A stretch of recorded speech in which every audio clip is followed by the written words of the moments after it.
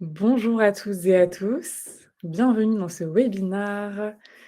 N'hésitez pas à nous dire dans le chat qui est sur la droite de votre écran si vous nous voyez bien, si vous m'entendez bien. On va commencer par une petite minute pour s'assurer que techniquement tout fonctionne de votre côté. Euh, donc n'hésitez pas voilà, à nous dire d'ores et déjà si vous voyez bien cette première slide de présentation, si vous nous entendez bien. Et on commence dans quelques instants. Bonjour à toutes et à tous. Merci Caroline. Génial. Tout a l'air de fonctionner. Parfait. Bah, écoutez, si tout fonctionne, allons-y. Bienvenue dans ce webinaire, du CRIP. Je suis Lucie, du service marketing et communication du CRIP. Je suis ravie d'être aujourd'hui avec Olivier et Julie pour aborder le sujet que vous voyez à l'écran, Edwin AI, l'IA au service des opérations IT. Je laisse la parole à Olivier et Julie dans un instant pour, se présenter. Je vous rappelle juste que tout au long de la session, vous avez donc cet espace de chat qui est disponible. N'hésitez pas à y inscrire vos remarques et vos questions. Olivier et Julie se feront un plaisir d'y répondre. Et puis, Julie, Olivier, je vous laisse la parole. Julie, je te laisse le soin de te présenter. Je vois ça, merci Olivier. Honneur aux Bonjour dames. à tous, enchantée d'être avec vous ce matin. Donc Julie Jolibois, ingénieure avant-vente chez Logic Monitor. Pendant cette intervention, je me chargerai de vous expliquer comment fonctionne Edwin AI, à quoi il sert, et je vous montrerai aussi à quoi ça ressemble. Je vais prendre la main. Donc Olivier Vaugrenard, donc de la société Netmetrics, pour faire un petit point sur la relation entre Netmetrics et Logic Monitor. Netmetrics est le partenaire Logic Monitor pour la France. Alors pendant ce webinaire, on va aborder plusieurs points. Déjà, un premier point pour vous donner on va vous donner une petite définition de ce qu'est l'observabilité. On va positionner l'observabilité par rapport aux outils existants qui sont encore très nombreux, à savoir les outils de monitoring. On va vous présenter l'IOPS agentique de Logic Monitor qui est Edwin AI. Et Julie va vous faire une présentation en live d'Edwin AI. Et on terminera par une session de questions-réponses. Donc, comme le disait Lucie, si vous avez des questions, n'hésitez pas à les poser en temps réel. Et on les reprendra à la fin de l'événement et on les reprendra une à une pour y répondre. Voilà. Alors, si on doit donner un sens général à l'observabilité, l'observabilité désigne la capacité à mesurer et à comprendre l'état interne d'un système en se basant sur les informations que ce système produit. En fait, on peut considérer qu'un système est observable si l'on peut évaluer son état actuel uniquement à partir de ses sorties. Et on va prendre comme exemple un capteur qui va générer des données. Alors, cette notion d'observabilité est largement utilisée dans différents domaines, notamment l'ingénierie et bien sûr, ce qui nous intéresse, l'informatique, pour diagnostiquer et résoudre des problèmes en analysant les comportements et les performances d'un système. Alors, en informatique, l'observabilité permet de détecter les problèmes avant qu'ils ne deviennent critiques et permet également d'améliorer la qualité de service pour les utilisateurs finaux. Ça permet de diagnostiquer les problèmes, d'identifier les causes profondes des dysfonctionnements et d'améliorer les performances du système d'information dans sa totalité. Alors, appliqué à l'IT, l'observabilité va s'appuyer sur plusieurs environnements. Ceux-ci peuvent s'appliquer de façon partielle ou totale en fonction de l'écosystème de chaque entreprise. Donc, on va retrouver deux façons de faire de l'observabilité. Enfin, c'est les deux majeures, en tout cas, que sont l'observabilité des infrastructures, alors qu'elles soient on-prem ou cloud, ou même hybride. Et dans le cas de l'hybride, l'observabilité a encore même plus de sens. Et l'observabilité des infrastructures, en fait, implique la surveillance des ressources matérielles ou virtuelles, comme les serveurs, les bases de données et les services cloud. Et deuxième pilier, deuxième écosystème important de l'observabilité, c'est l'observabilité applicative qui concerne la surveillance des performances, du comportement des applications, et tout ça pour identifier les problèmes et optimiser leur fonctionnement. Et bien sûr, on va retrouver l'observabilité des réseaux industriels et IoT. Alors, ces différentes formes d'observabilité sont essentielles pour obtenir une vue complète et détaillée du comportement et des performances du système d'information, au sens large du terme. Alors, l'observabilité repose sur différents piliers que sont les informations de télémétrie. Ces informations de télémétrie vont être collectées depuis les différents environnements que l'on a pu voir précédemment. Et on va retrouver bien sûr les logs, donc enregistrement textuel des événements survenus dans un système. On va retrouver les métriques, qui sont des données quantitatives mesurant la performance d'un système. Les traces, qui sont des enregistrements des parcours des requêtes à travers les différents services. On va retrouver les événements également, qui peuvent être des alarmes provenant de différentes sources ou solutions. Et également, on va pouvoir récupérer des informations de configuration et de topologie. Alors, ce qu'il faut comprendre, c'est que la solution d'observabilité va collecter toutes ces informations de télémétrie, va les normaliser, les enrichir et les corréler, ce qui va permettre d'obtenir une vision de bout en bout. Et si je prends un exemple concret, lorsqu'il y a une requête entre un client et une application, on va pouvoir avoir une idée très précise de toutes les dépendances liées à cette requête. Et bien sûr, on va avoir tout un tas de statistiques qui vont tourner autour de ces différentes requêtes. Donc, le but, c'est d'avoir une vision complète de ce qui se passe sur le système d'information. Alors, si on doit positionner l'observabilité par rapport aux solutions de monitoring et de supervision qui sont encore très présentes dans différentes entreprises, et en général, les entreprises ont plusieurs solutions de monitoring. Alors, pour donner une définition du monitoring, en fait, ça consiste principalement à collecter des métriques et des données d'un système, telles que le pourcentage de charge d'utilisation d'un CPU, par exemple, ou le nombre de requêtes HTTP, etc. Enfin, on va prendre n'importe quelle métrique.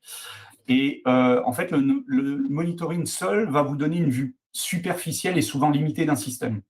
Donc, on va avoir une vue en mode silo, en fait, si vous voulez. Et le monitoring va vous dire que quelque chose ne va pas. Par contre, il ne va pas vous dire pourquoi. Et c'est là où l'observabilité intervient. Et l'observabilité va aller bien au-delà du simple monitoring. Donc, ça signifie que vous pouvez non seulement voir que quelque chose ne va pas, mais la solution de monitoring va vous indiquer pourquoi cet événement s'est produit et donc pouvoir réagir et mettre en place un correctif. Alors, pour vous donner un exemple concret, si on prend un simple indicateur de performance comme le temps de réponse élevé d'une application, donc ça, c'est le monitoring. Néanmoins, sans l'observabilité, on serait incapable de savoir si cette lenteur est due à un problème de base de données, un réseau défaillant, une charge CPU excessive du serveur sur lequel est hébergée l'application, un bug dans le code de l'application, ou ça peut être une combinaison de l'ensemble de ces facteurs.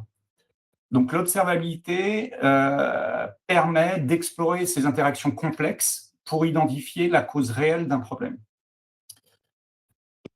Alors, aujourd'hui, si on fait un petit peu d'historique, on retrouve, il y a une vingtaine d'années, on a déployé, il y a eu beaucoup de solutions de monitoring qui ont été déployées dans les entreprises.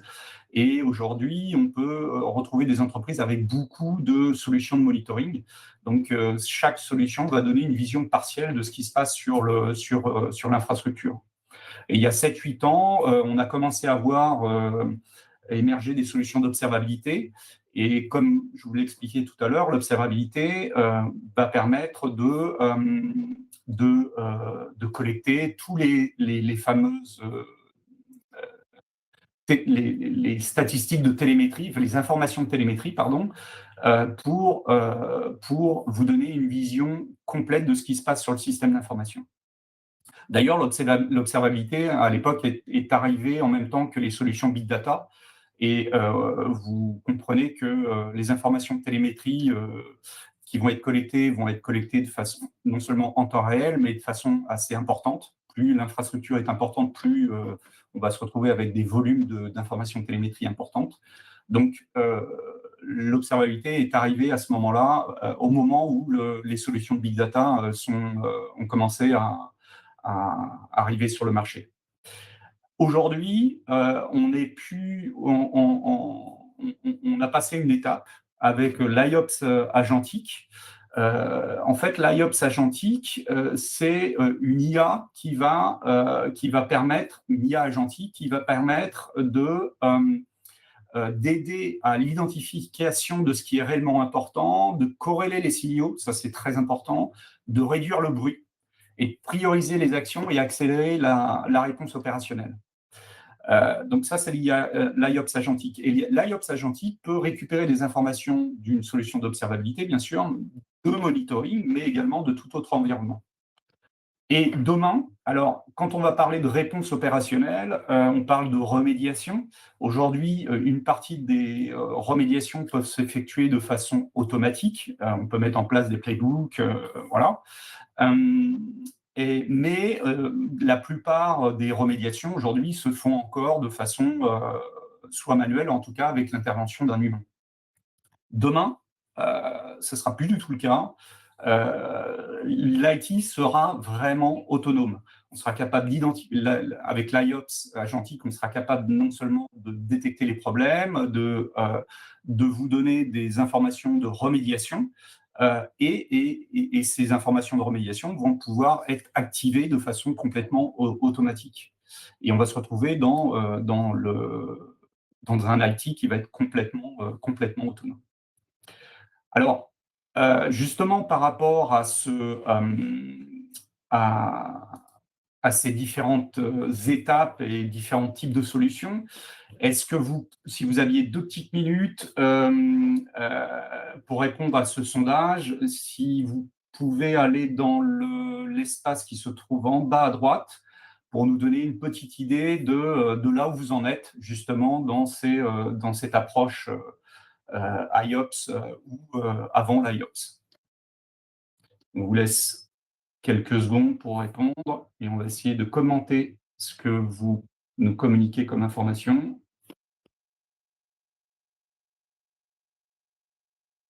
Alors, pour rappel, vous avez un onglet sondage en bas à droite.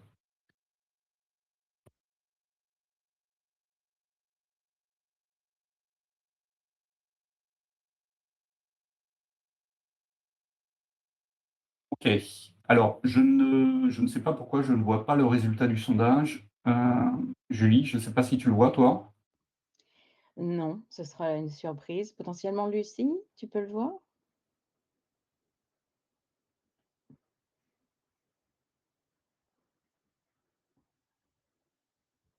Ah, je ne sais pas. Bon, bah, écoutez, on va avancer sur la présentation, puis on reviendra à ce moment-là sur le sondage pour vous le commenter. Julie, je te laisse la main. Ah, Marco nous dit qu'apparemment, une fois qu'ils ont répondu au sondage, ils peuvent voir le résultat. Et on voit que Guillaume et Abdelrahim ont aussi répondu à Centre Monitoring et Observabilité. Ça, je voulais voir s'il y avait un petit peu d'IA ou pas. Vous m'entendez? Oui, Oui, on a 43% d'observabilité, 38% de monitoring supervision, 14% d'IOPS. très Et voilà. bien, très bien. Merci pour vos réponses. Donc maintenant, pour parler, bien évidemment, on a parlé de monitoring, on a parlé d'observabilité et la question suivante est: qu'est-ce qu'on fait avec toutes ces données? Maintenant qu'on a de la visibilité, il va falloir qu'on comprenne rapidement ce qui est important et quelles actions, il faut entreprendre pour fixer, les incidents, et c'est précisément où Edwin, entre en jeu. Edwin, en tant qu'agent IA, va vous permettre, enfin, va automatiquement corréler tous les signaux provenant de différents outils, parce qu'on parle de plusieurs outils de monitoring. Par moment, on a des équipes réseau qui ont leur propre outil, on a des équipes applications qui ont leur propre outil. Chacun a quelque chose qui fonctionne pour eux.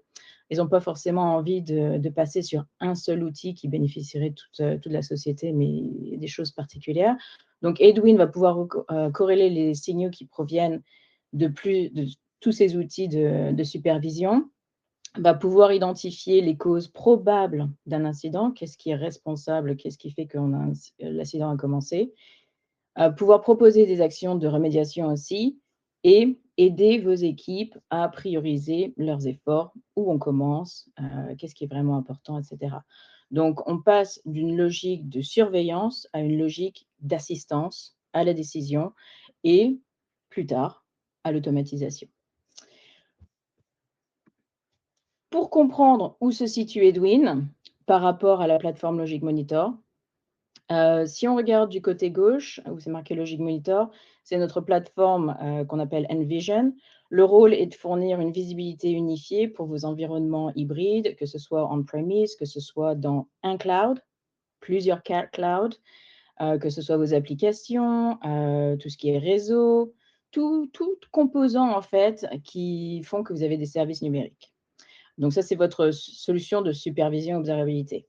Si on passe du côté droit, c'est là où la volonté de Logic Monitor est non seulement de vous donner une visibilité complète de ce qui se passe au sein de votre infrastructure, mais c'est aussi ce qui se passe en dehors de votre infrastructure, plutôt d'un côté expérience digitale numérique d'un utilisateur final, que ce soit un utilisateur interne ou que ce soit un de vos clients qui se connecte à un de vos portails, etc.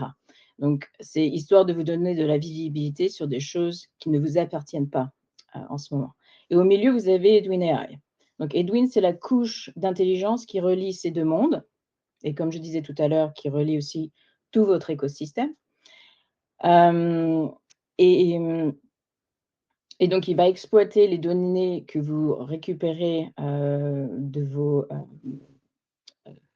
solutions de supervision, les données d'expérience numérique, de Catchpoint ou autres outils, des informations provenant de votre écosystème, que ce soit votre ITSM, votre système de ticketing, que ce soit vos CMDB, que ce soit vos knowledge base internes et des choses comme ça, pour tout regrouper et vous donner un contexte et vous donner une histoire de qu'est-ce qui se passe en fait. Et c'est vraiment là l'ambition de Logic Monitor, c'est de passer d'une plateforme qui observe les systèmes d'information à une plateforme qui peut comprendre ce que ça veut dire d'un point de vue opérationnel et comment agir plus rapidement et plus efficacement. Maintenant, ce qui rend Edwin intéressant, c'est que bien évidemment, il s'intègre dans votre écosystème déjà existant, mais qu'il n'a pas besoin de remplacer ces outils. En fait, c'est une couche supérieure qui se connecte à tout, que ce soit vos APM, vos logging, le cloud, etc., qui va corréler toutes ces informations, tous ces signaux, pour ensuite vous dire qu'est-ce qui est important, comment remédier, etc. Bien évidemment, je vais vous montrer à quoi ça ressemble tout à l'heure, mais c'est pour vous expliquer un petit peu à quoi ressemble Edwin et comment il peut travailler avec ce que vous avez déjà en place. Et maintenant, les bénéfices de faire bien évidemment d'utiliser Edwin AI, mais aussi de faire de l'agentique en général, c'est pouvoir s'assurer qu'on a moins d'alertes à gérer, qu'on est beaucoup plus rapide en matière de réduction, en matière de détection et de résolution des incidents, qu'on est beaucoup plus productif en termes d'équipe, que vos équipes sachent directement quoi faire et sur quoi se concentrer plutôt que d'avoir à trier tous ces événements qui viennent de tout partout. Et ce qui veut bien évidemment dire, finalement, je sais plus, que vous avez davantage de temps pour vous consacrer à de l'innovation plutôt qu'à de trier et essayer de résoudre des incidents habituels. Donc, voilà pour Edwin. Maintenant, sondage numéro 2, parce qu'avec Olivier, on aime bien vous poser des petites questions ici et là. Vu qu'Edwin et que l'agentique, l'idée, c'est vraiment de vous aider à réduire, le bruit au niveau des alertes, à faciliter la tâche quand vous avez trop d'outils déjà en place et que vous ne pouvez pas les remplacer par une solution unifiée, mais que vous êtes obligé de les garder tous. De votre côté, quel est le problème principal que vous avez en ce moment? Et d'ailleurs, on dit le problème principal, mais logiquement, le sondage vous permet de choisir plusieurs options. Est-ce que vous avez trop d'alertes? Est-ce que c'est parce que, est-ce que vous avez trop d'outils? Est-ce que prenez trop de temps pour trouver quelle est la cause, principale d'un incident? Est-ce que c'est parce que, vous aimeriez bien, avoir de l'automatisation en place pour vous aider à faire des choses, hem, un peu plus rapidement? Et sans avoir, ce qu'un humain ait à travailler dessus? Ou est-ce que c'est aussi le fait que vous avez des équipes qui ont des outils différents et qu'en fin de compte, vous avez aucune visibilité de ce qui se passe avec telle équipe et telle équipe et que vous aimeriez bien, regrouper tout ça dans une seule plateforme pour vous aider à avoir une vue un petit peu plus générale de tout ce qui se passe? On va vous laisser 1 minute pour répondre. Je commente les résultats, en même temps. La cause qui ressort en premier, c'est l'analyse de causes racines trop lente. Après, le manque d'automatisation et ensuite le manque de visibilité entre les équipes. D'accord, très bien. Donc on voit qu'il y a vraiment une myriade de problématiques. Hem, de vos côtés et c'est là où j'espère que je vais pouvoir, vous montrer comment Edwin AI, en faisant de l'agentique, peut vous aider à être un peu plus rapide, à pouvoir comprendre ce qui se passe, comprendre l'impact, sur vos organisations, et pouvoir, être plus efficace et potentiellement passer à de l'automatisation pour vous aider dans certains cas à dire: «Oh ben, on va laisser l'IA faire le travail et puis on va se concentrer sur d'autres choses». Donc je vais, maintenant, vous montrer à quoi ressemble la plateforme. Donc laissez-moi partager mon écran. Voilà. Donc logiquement, vous pouvez voir la plateforme en ce moment. Donc là, je suis sur une plateforme, la plateforme Envision dont je parlais tout à l'heure, qui est la plateforme de supervision de Logic Monitor. Heu, En ce moment, je suis en train de regarder toutes les alertes que j'ai. Comme vous pouvez le voir, j'en ai 117 au total, donc ça fait quand même beaucoup à visualiser. Potentiellement, elles ont toutes créé des tickets, ce qui fait que ça fait aussi beaucoup de tickets pour les équipes, de niveau 1 à regarder. Donc je vais, trier tout ça pour voir ce qui est critique ou pas. D'ailleurs, je peux le voir en haut, j'en ai 7 qui sont critiques, j'en ai 35 qui sont en mode erreur. Les warnings, je ne vais pas forcément les regarder parce que j'ai les autres, sur lesquels travailler. Donc j'en ai quand même pas mal. Si je regarde aussi, j'ai beaucoup de choses qui se passent au niveau de tunnel VPN Meraki. Tout se passe à peu près au même moment aussi. Je peux voir qu'il y en a certaines qui sont à New York, certaines qui sont à Los Angeles, d'accord. Donc c'est une façon de regarder, ce qui se passe en ce moment. Bien évidemment, beaucoup d'alertes, ça ne me donne pas forcément d'idée en tant que niveau 1 sur ce que ça veut dire et est-ce que ces alertes sont regroupées ou est-ce que sont individuelles? Je ne sais pas trop. Potentiellement, j'ai un tableau de bord pour m'aider aussi à comprendre ce qui se passe. Donc, je peux voir que sur la côte est des États-Unis, tout se passe bien d'un point de vue réseau. Là, je suis en train de regarder tout ce qui se tous mes équipements Cisco Meraki. Par contre, sur la côte ouest, je peux voir qu'en effet, j'ai des petits soucis. Donc là, ça me donne déjà un indice en me disant il y a des éléments de similarité parce qu'on voit qu'il y a beaucoup de problèmes sur la côte ouest des États-Unis. Mais le problème, c'est qu'en ce moment, avec une solution de supervision, on va dire traditionnelle, hein, il faut que quelqu'un analyse toutes ces alertes une à une. Il n'y a aucune corrélation et c'est un travail quand même énorme. Donc l'idée, c'est de passer à de l'agentique, à de l'IA pour m'aider à corréler toutes ces alertes, à voir si en effet, il y a des éléments de similarité qui font que, je peux me concentrer sur un problème plutôt qu'une vingtaine d'alertes. Donc c'est là où je vais passer sur ce qu'on appelle un insight, dans Edwin qui va me donner une idée de ce qui se passe. Donc ici, j'ai un incident, enfin un insight qui a été créé. On peut voir que ça fait, vu que c'est un environnement de démo, bien évidemment, j'ai des erreurs qui n'arrêtent pas de se mettre en route. Donc c'est pour ça que cet insight a été ouvert depuis 5 jours. Rien n'a été fixé pour le problème. Je peux voir quels sont les CI, les configuration items qui sont impactés. J'ai un problème, d'ailleurs ça impacte mon service de livraison, mon service de paiement, donc il y a quand même un élément où il y a un impact utilisateur externe. Et ce qui m'intéresse ici, c'est, on regardait tout à l'heure le fait que la plupart de mes équipements Meraki étaient sur la côte ouest des États-Unis.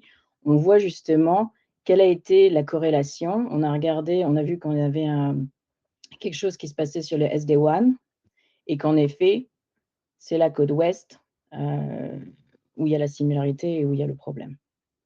Donc, à partir de là, je peux commencer à regarder plus d'informations. Donc, j'ai une description ici qui va me donner tous les éléments en fait, des alertes.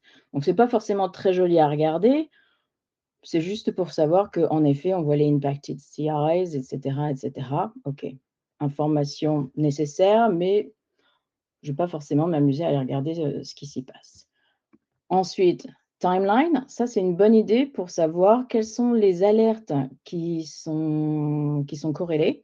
D'ailleurs, vous voyez au niveau des sources, il y en a certaines qui viennent de Logic Monitor Envision, il y en a qui viennent de Splunk, il y en a qui viennent de Catchpoint, potentiellement du Dynatrace et d'autres plateformes, pour me dire tous ces éléments, toutes ces alertes ont tout un point de similarité et on les a toutes regroupées ensemble.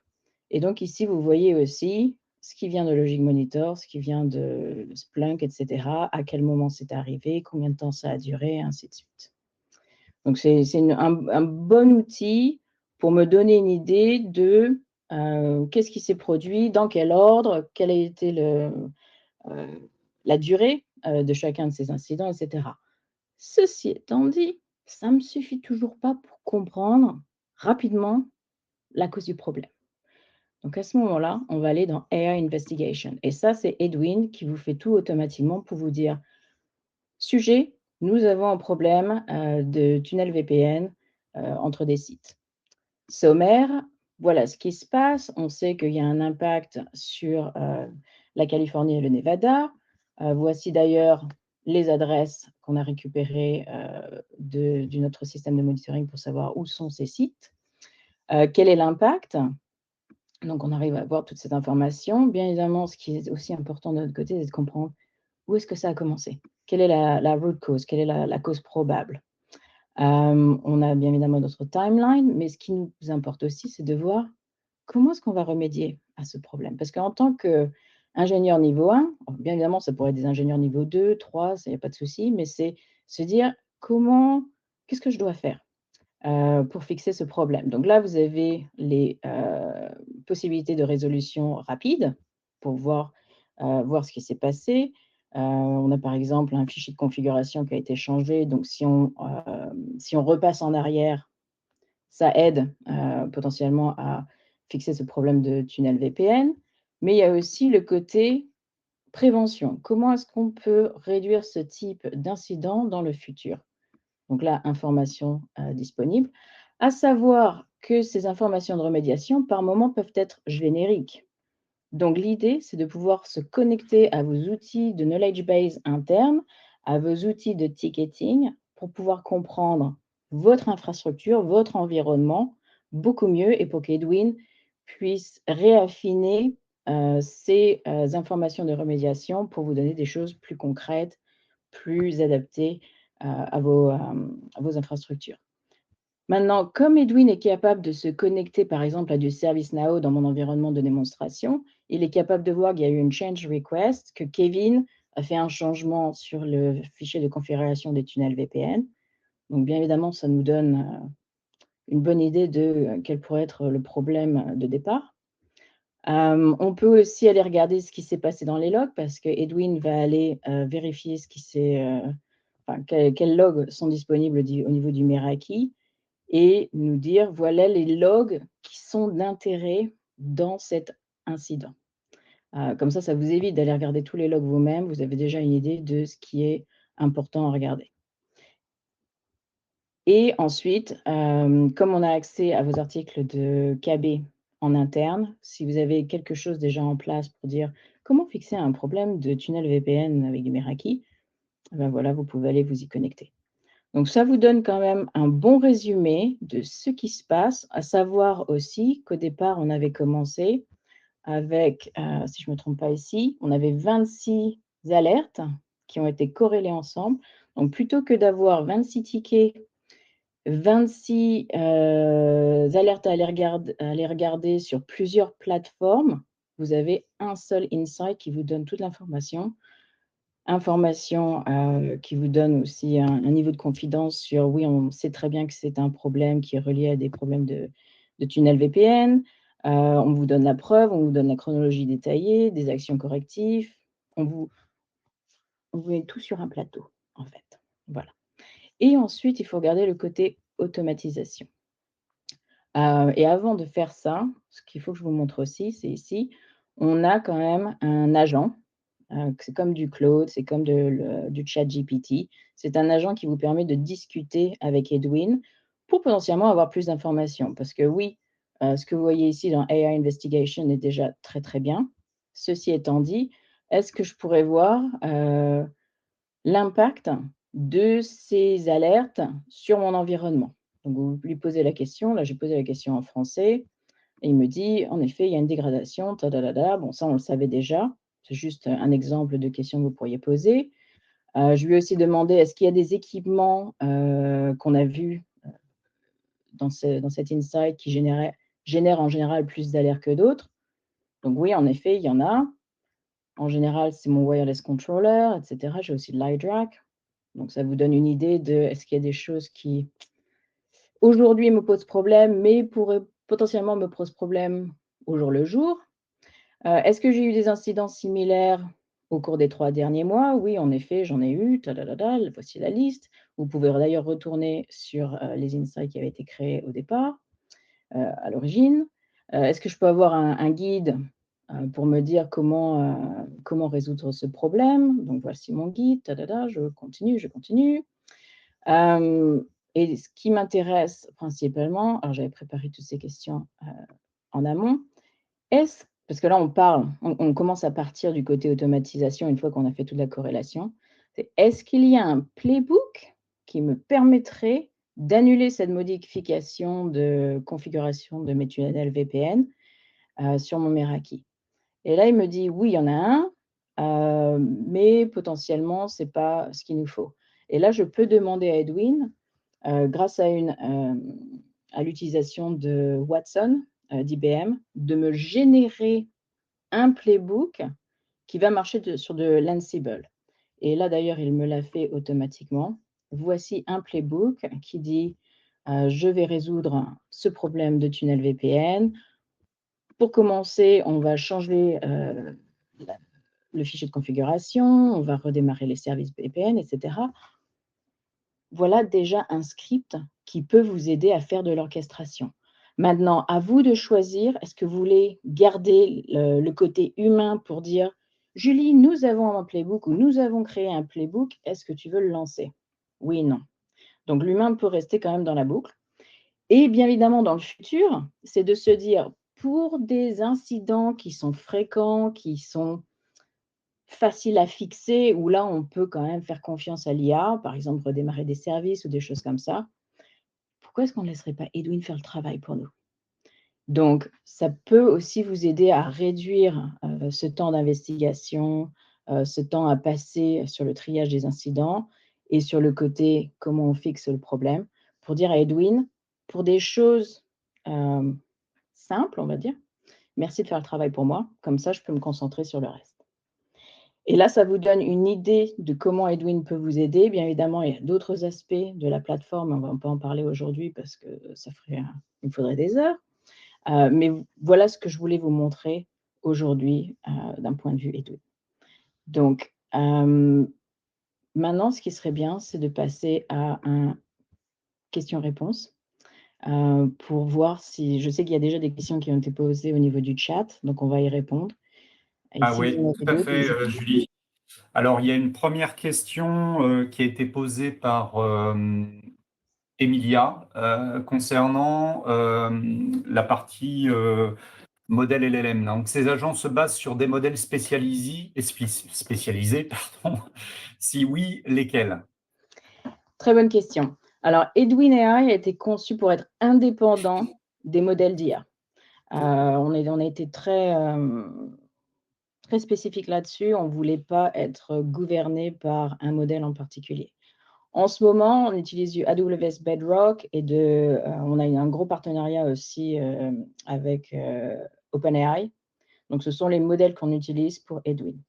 Ceci étant dit, on regarde en permanence ce qu'il y a sur le marché, s'il y a des choses qui sont, enfin, des éditeurs qui sont plus intéressants que d'autres pour faire évoluer la plateforme. Et une chose qu'on aimerait faire aussi à un moment donné, qui normalement est prévu quand même incessamment sous peu, c'est de pouvoir ouvrir la plateforme et de dire si vous avez un modèle LLM qui vous plaît plus qu'un autre, vous pouvez l'utiliser dans Edwin. Bon, c'est encore sur la roadmap, mais ça arrive. Ok, merci Julie. Alors, une question de Guillaume concernant l'intégration. Alors, Guillaume avait une question très spécifique sur une intégration avec ServiceNow, mais est-ce que tu peux nous parler un petit peu des intégrations un peu plus, les intégrations possibles avec Edwin?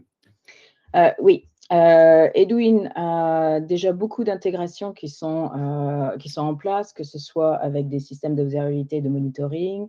Comme bien évidemment, on a notre plateforme Envision chez Logic Monitor, on a aussi du Datadog, on a du Dynatrace, du New Relics, AppDynamics, Splunk, Elastic, Grafana, On a des intégrations avec des agents d'astreinte comme PagerDuty. On peut se connecter à du Slack, du Teams pour les éléments de collaboration et pour récupérer des informations aussi.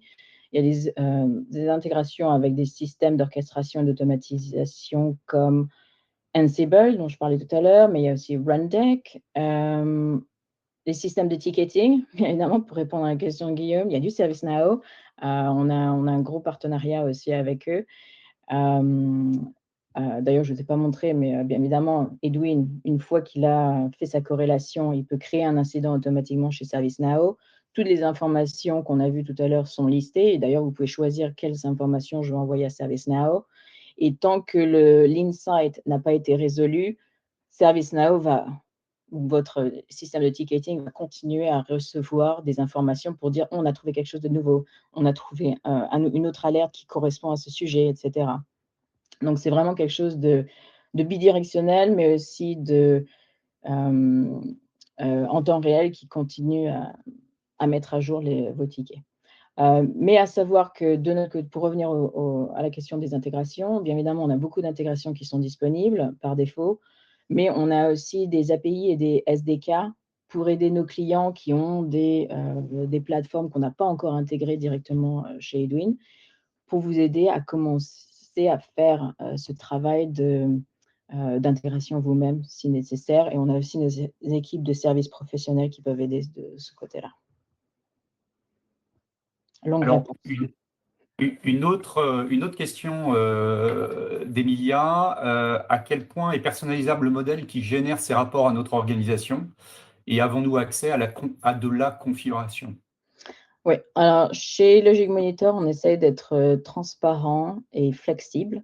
Donc, que ce soit d'un point de vue Envision pour le côté monitoring et d'un point de vue Edwin, vous êtes capable de créer vos propres règles de similarité, comme on voyait tout à l'heure avec SD-WAN West.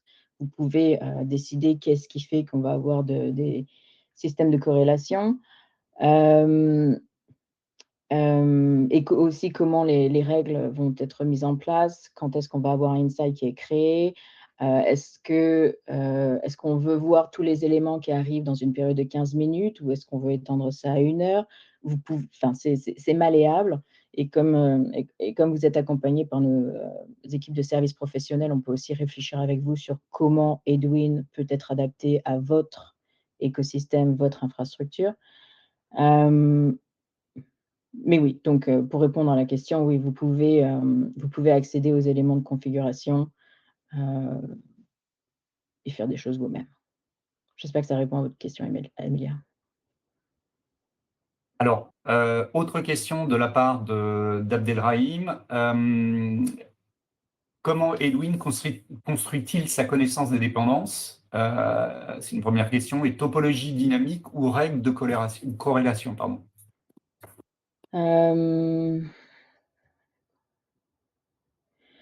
D'un point de vue topologie, Edwin va se reposer bien évidemment sur des CMDB, si vous en avez déjà en place, sur par exemple Logic Monitor en tant que Envision, en tant que plateforme de monitoring pure et dure. On a énormément d'informations pour nous aider d'un point de vue topologique, que ce soit des requêtes réseau pour savoir qui est connecté à quoi, mais aussi d'un point de vue service critique, comment sont hébergées mes applications critiques, et d'un point de vue topologique, qu'est-ce qui est lié dans ce sens-là. Donc, Edwin, en fait, va utiliser toute information que vous lui donnez, que ce soit d'un point de vue structuré ou pas structuré au niveau données, pour créer ce type de topologie. Ceci étant dit, il faut se souvenir, Abdelrahim, que Edwin AI, c'est une plateforme qui couvre l'ensemble de votre écosystème. Donc, tant que votre écosystème, vos outils en place déjà ont de l'information à donner à Edwin, Edwin peut utiliser ça. Si vous ne lui donnez pas assez d'informations, bien évidemment, ce qu'Edwin vous montrera ne sera pas forcément aussi poussé que si on avait tout qui était connecté. J'espère que je réponds à votre question, je ne suis pas trop sûre, mais on peut toujours prendre ça, enfin, avoir une conversation séparée si ça vous intéresse. Si nécessaire, oui, effectivement. En partie, d'accord. Bon, bah, écoute, on pourra en reparler si vous voulez, Abderrahim. Pas de souci. Ou alors repréciser votre question à ce moment-là. Sergio a une question concernant la sécurité. Est-ce qu'il y a un système de gestion des données sensibles entre le système et l'IA pour éviter la fuite de ces de données dites sensibles? Alors, c'est une très bonne question. Et d'ailleurs, on a certains de nos clients qui nous disent on est OK pour faire de la corrélation avec Edwin. C'est ce qu'on appelle notre agent Event Intelligence. Par contre, on ne veut pas faire le côté agentique, on veut séparer les choses. Donc, quand vous nous donnez accès à vos informations, déjà, on a des data centers basés en Europe, à savoir, on est hébergé chez AWS, pour info, si vous ne le saviez pas. Vos données, en fait, restent sous votre contrôle, c'est-à-dire que vos données vont résider dans la région de déploiement de votre Logic Monitor, à savoir qu'en Europe, on a l'Irlande et l'Allemagne chez AWS. Vos données clients ne sont pas utilisées pour entraîner les modèles fondamentaux de Edwin. Ils restent au sein de votre écosystème, au sein de votre tenant Edwin AI. Et d'ailleurs, on a une documentation très détaillée sur notre Trust Center, sur comment votre donnée est utilisée avec Edwin. Ok. Alors, question d'Ahmed. Alors ça, c'est une bonne question. Enfin, les autres questions étaient également très, très bien, mais celle-ci est pas particulièrement intéressante aussi. Comment garantir la maîtrise des coûts? Les fournisseurs d'IA modifient leur pricing un petit peu, souvent, en fait, régulièrement. Oui. Alors, là, il faudrait que je vous… en tant qu'ingénieur technique, j'oublie toujours comment le pricing fonctionne.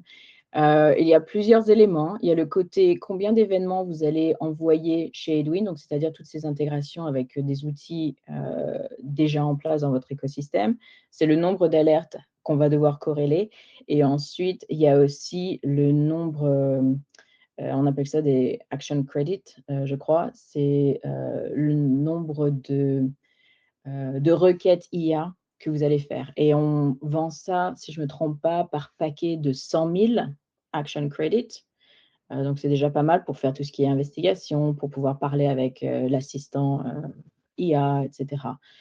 Et en général, enfin, quand on parle avec nos clients, on fait un gros travail de calcul pour comprendre à quoi ça ressemble en ce moment et pour pouvoir planifier aussi à quoi ça pourrait ressembler dans le futur, le jour où commencez à adopter l'IA beaucoup plus, au sein de l'organisation. Mais je dirais, venez nous parler, on a l'adresse email de Olivier qui va apparaître tout à l'heure. N'hésitez pas à contacter Olivier, pour qu'on organise quelque chose et qu'on puisse vous parler du pricing, hem et vous Alors, garantir que c'est assez simple. si je peux compléter aussi ta réponse, Julie, c'est que de toute façon, Logic Monitor propose des abonnements, donc c'est des abonnements annuels. Donc au moins pendant la période de l'abonnement, les prix ne changent pas. Donc quel que soit le coût, même si les fournisseurs tiers, on va dire, augmentent leur prix, il y a un abonnement qui sera valable sur cette période de 1 an, voire plus. Ouais. Alors, il y a Emilia qui pose une autre question. Est-ce que la solution peut être déployée en mode on-prem? Désolée Emilia, c'est une plateforme SaaS. Tout est fait, en hébergement AWS. Donc pas possible, de faire du on-prem au niveau, Edwin AI.